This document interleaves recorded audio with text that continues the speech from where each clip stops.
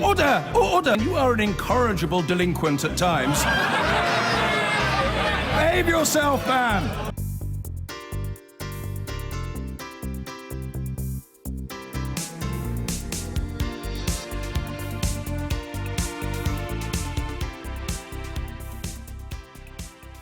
The organisers claimed more than 100,000 people marched for a second vote over Brexit today. And while we don't have police estimates yet, the crowd was certainly very large. Marchers were encouraged to sign a petition calling for voters to get a say over the final deal. While there were politicians there, the crowd showed disdain for both the Prime Minister and, perhaps more surprisingly, Jeremy Corbyn.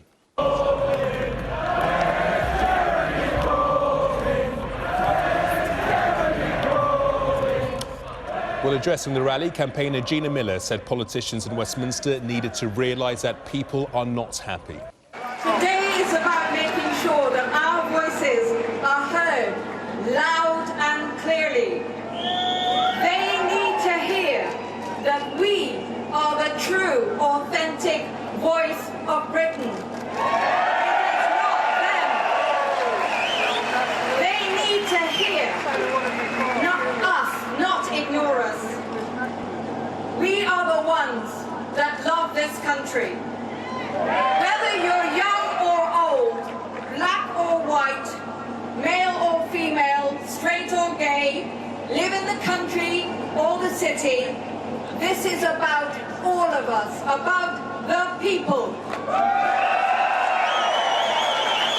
The problem is for Boris is, first of all, not only does he never run a business, he doesn't talk to business. And the other problem that Boris has is that once upon a time he was a Remainer, then he chose to back Leave. And of course he did say he wanted the very softest Brexit. Now he's arguing for a hard Brexit.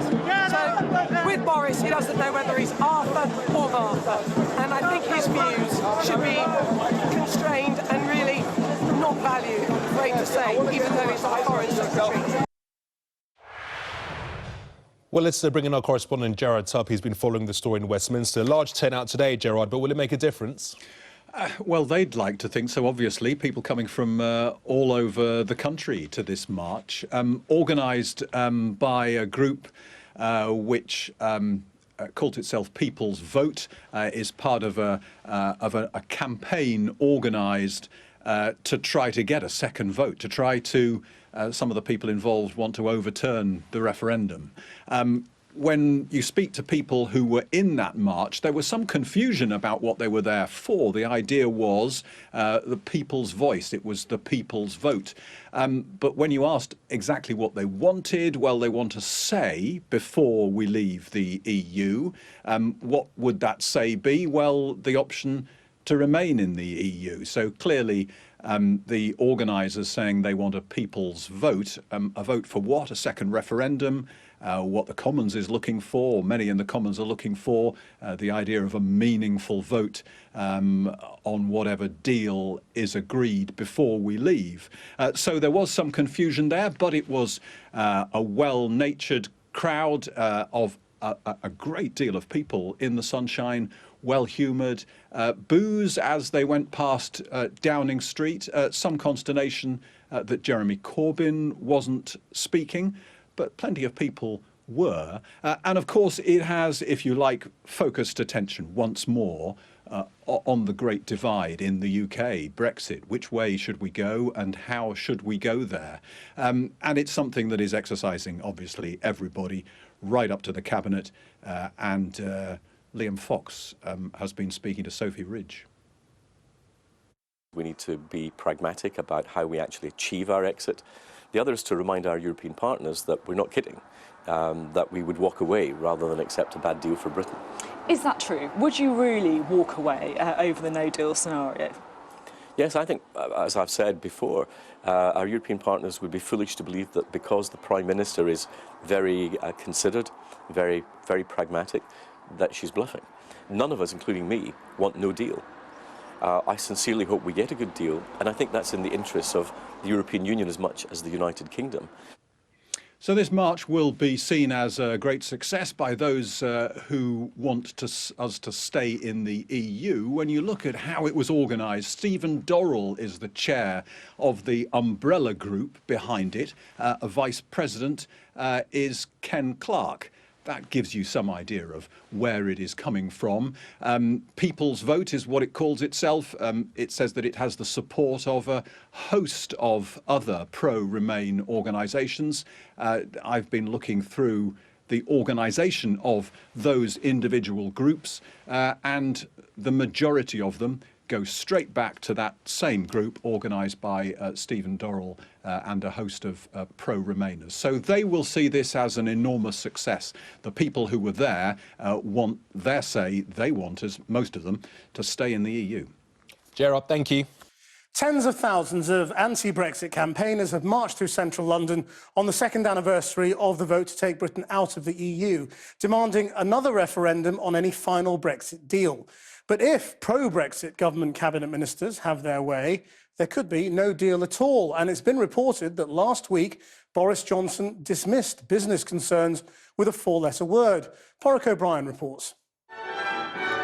A huge crowd marched in London today demanding a final vote on a Brexit deal. The metaphors also came thick and fast. The EU anthem Ode to Joy, for example, but from a wind-up MP3 player. Can you tell us why you're here? I don't want to leave Europe. It's madness. Absolute madness. I feel as if I'm a European. We need to stick together. The world's on a knife edge. I suppose the problem with all that is you've lost that argument. Why have I lost that argument? Because of the referendum result. The referendum result, I'll compare it to a football match. There was a dodgy referee, the opposition had one extra player and the goal was scored in the 96 minutes. It was based on lies. Senior cabinet Brexiteers Liam Fox and David Davis were also in full voice over the last 24 hours. Brexit star strikers insisting that the UK is prepared to walk away from talks without a deal. It was also reported today that Boris Johnson was overheard dismissing corporate concerns around Brexit with a four-letter word.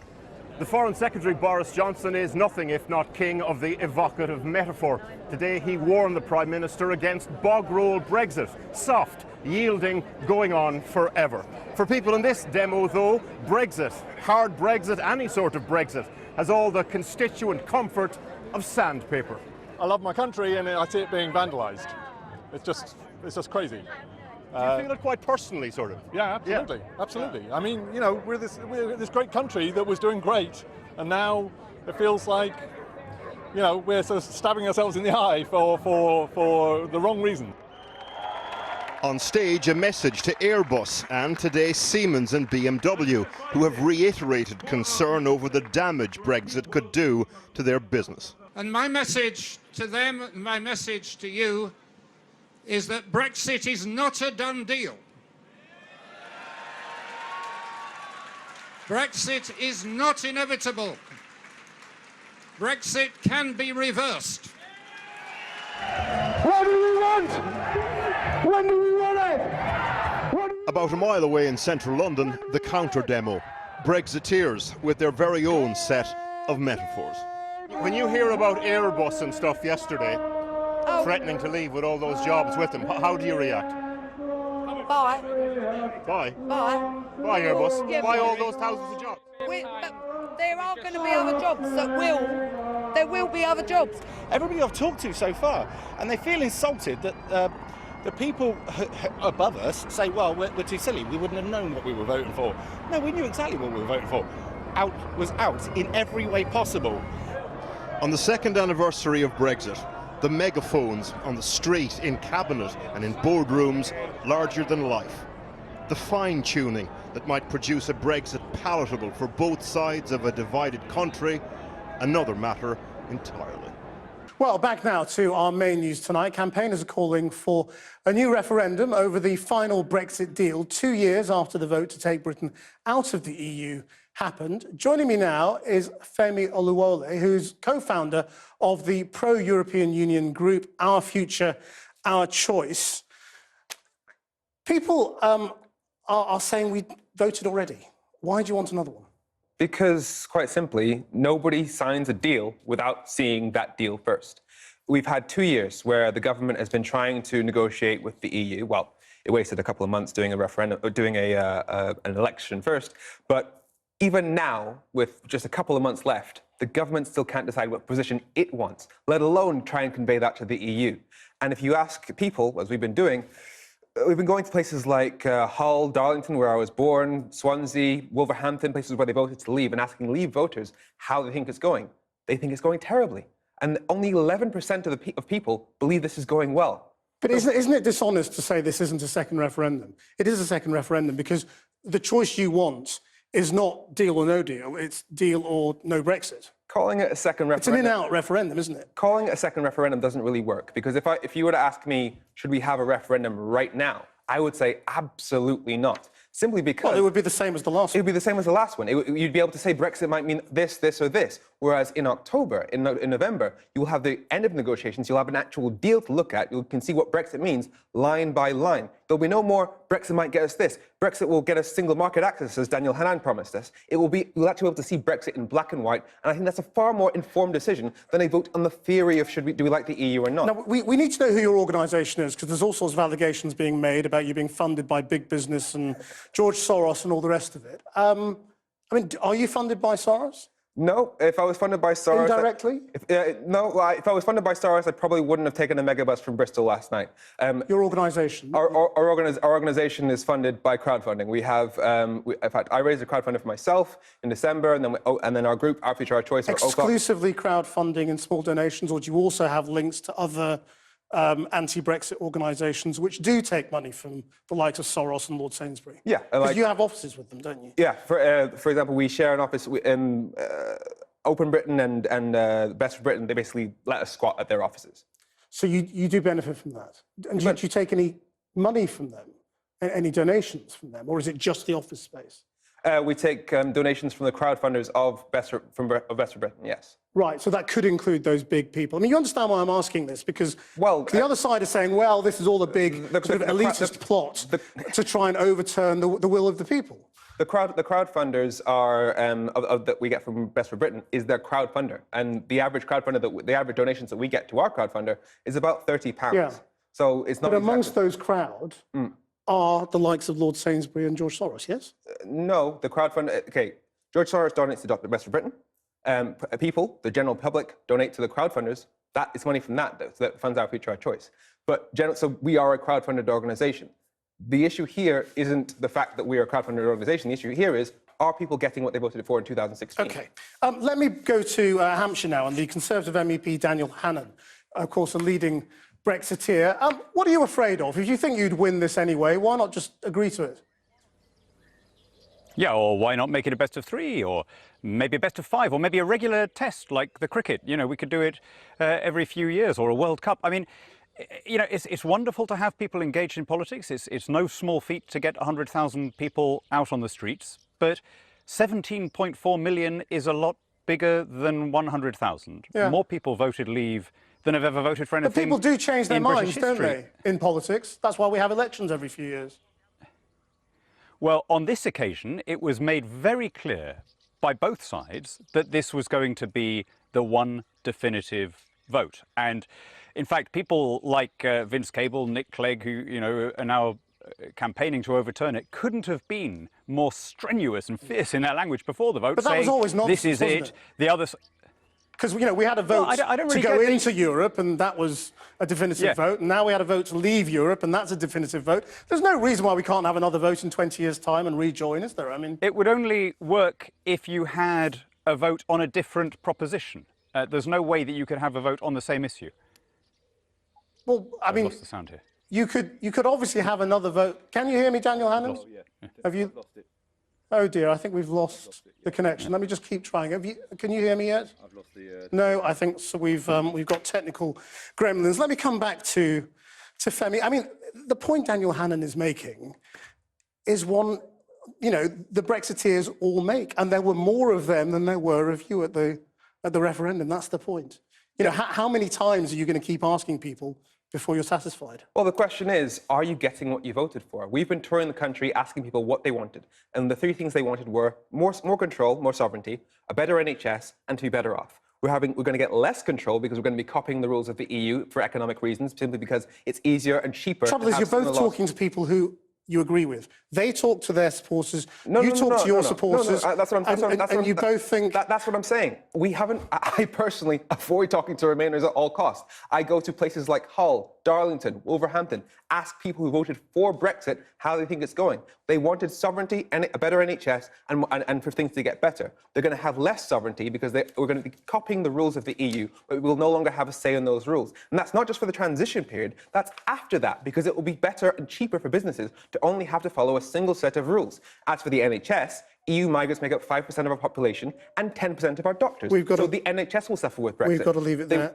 Thank you very much indeed for coming in. Thanks a lot. Thank you. The battle over Brexit took to the streets again today as thousands of people marched through London on the second anniversary of the EU referendum.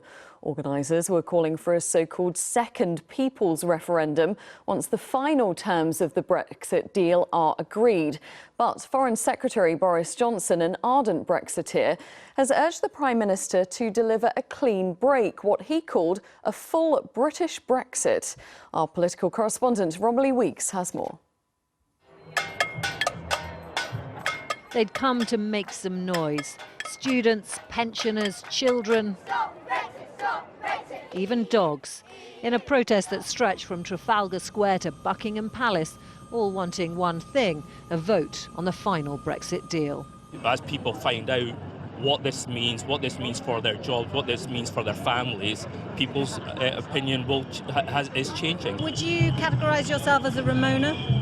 No, I'm not a moaner. I'm a Remainer, and there's a good reason for it. I think we are in Europe. We fought for Europe. Democracy didn't end in 2016, so if people had a say then, they can certainly have a say now, and the facts have changed.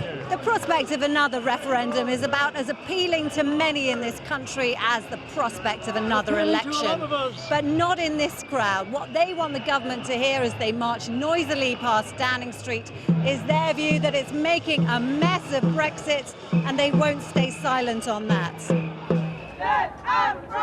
With business leaders becoming increasingly worried about Brexit's consequences, not quite as worried as this man perhaps, these protesters feel they have the wind in their European flags. But Boris Johnson, never short of a slogan himself, has a rather different take on what the people really want. Writing in The Sun today, they don't want some bog-roll Brexit, soft, yielding and seemingly infinitely long. They want this government to fulfil the mandate of the people and deliver a full British Brexit. Most of what Boris Johnson says doesn't make any sense. The people behind me are making a lot of sense. They don't want their livelihoods ruined. There was also a very much smaller counter-demonstration calling for a no-deal Brexit today. 2 years on from the referendum, the government has certainly failed to unite the country behind a single Brexit vision. These people now want another turn, but neither Conservatives or Labour are promising they'll get it. Romilly Weeks, ITV News, Westminster. Exactly 2 years to the day since Britain voted to leave the European Union, 100,000 people marched through London to demand another vote. The marchers included a former aide to Margaret Thatcher, who walked alongside Labour voters and Liberal Democrats in a cross-party show of pro-European passion. But there was both anger for both Theresa May and Jeremy Corbyn. Charlotte Lomas was with the crowds. A march too big to ignore. Tens of thousands of people from all over the country packed the streets of London with a clear message. They want a say on Brexit. The people should decide, when we've got a deal or no deal, what comes next. And I think that's the right thing to do. This is not about overturning Brexit or stopping Brexit or thwarting Brexit. It's making sure that people determine that they get a Brexit that they want and they value. 2 years after the Brexit vote, this was about people trying to take back control from politicians. Students Chris and Will came straight to the march from their university halls, their first stop before heading home. Chris, did you vote Remain or Leave? I couldn't vote. I was like 2 months away from my 18th birthday, which is ridiculous because I'm going to spend my entire life affected by this decision that I couldn't even take. From the very young to the older generations, it was an impressive show of unity. Leading the way, 96-year-old Stephen Goodall, a World War II veteran who travelled all the way from Devon. Europe for me is the most important thing you can think of today. The semantics of this demonstration are key. The people here say they don't want a second referendum, but they do want to say on the terms and conditions of the final deal. And this does indeed include having an option to stay within the EU. We want something that's good for us and that's also good for Europe, and we want to remain in Europe. And why are we negotiating for something we've got already? It seems such a waste of time. Alongside calls for a people's vote, frustration at the country's leaders on both sides. As the crowd amassed on Parliament Square, just down the road, another rally with another message. 17.8 million people voted 2 years ago to leave the EU. But the pro-Leave demo was nothing in comparison to this. Organisers say it's the biggest march against Brexit yet. And we could see more. This, they say, is the start of a summer of action. Charlotte Lomas, Sky News. Well, that's not the only political story making the headlines. The government is to announce a crackdown on obesity, but all is not what it seems. Our correspondent Gerard Tubb is in Westminster. Gerard, what can you tell us? Well, this is the government trying to seize the initiative on a domestic policy issue. Another one. You'll remember we had NHS funding last week. Another domestic policy initiative that will resonate with voters. Something, to be fair, that the government can control because, of course, much of the Brexit stuff runs away with them and relies on the vagaries of the EU and negotiators there. So they have come up with this new policy. They're calling it their childhood obesity policy. They're calling it the second wave. Now, childhood obesity affects overweight and obesity 1 in 3 children when they leave primary school. Costs the NHS an estimated £5 billion or so a year. One estimate suggests £27 billion obesity across the UK to the wider economy. But here's the rub.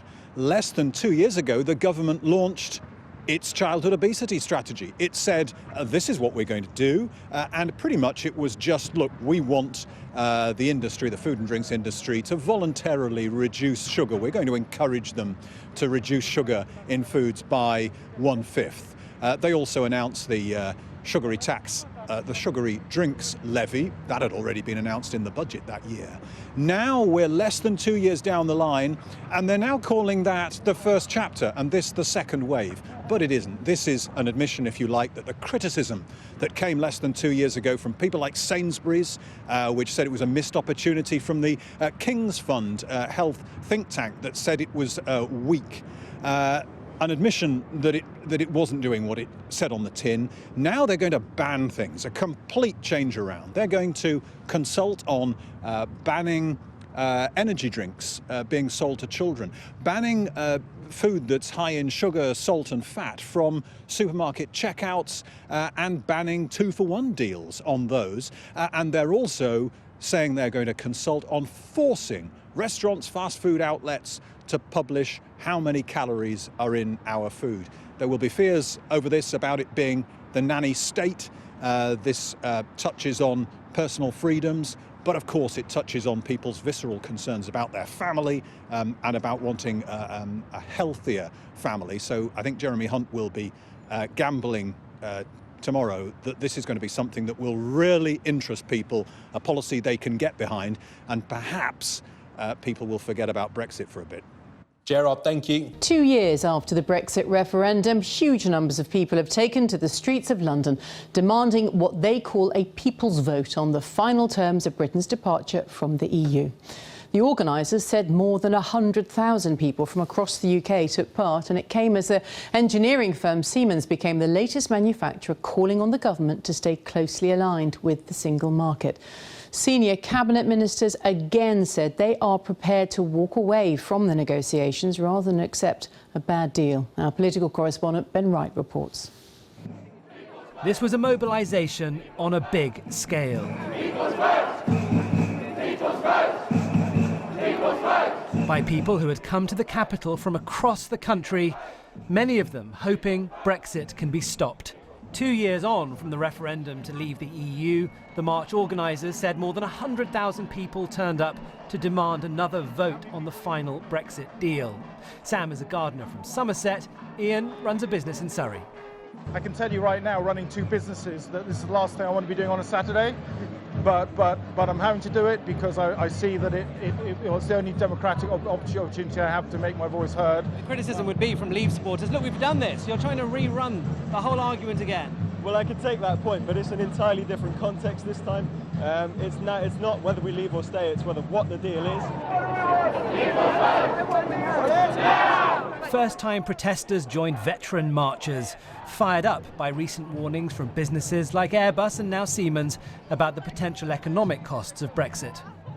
Nobody voted to damage the country in this way. And the people that lose are our children, who lose the right, the freedom that we've all enjoyed all of our lives. And there isn't enough of a reason to do this. But some people in the path of the march had a very different view. It's pathetic. Why? It's anti-democratic. We know what we voted for. We voted to leave. Today's march included very few politicians, and absences were noticed. Labour's leadership and the government are both opposed to any idea of a new public vote on the terms of the Brexit deal. The Labour membership and Labour voters are changing their mind, and so I've always been clear the leadership of the Labour Party has to catch up with the people. Leave supporters will look at this and think you're just trying to unpick the referendum. Well, you know what's happening? This is what I'm picking up.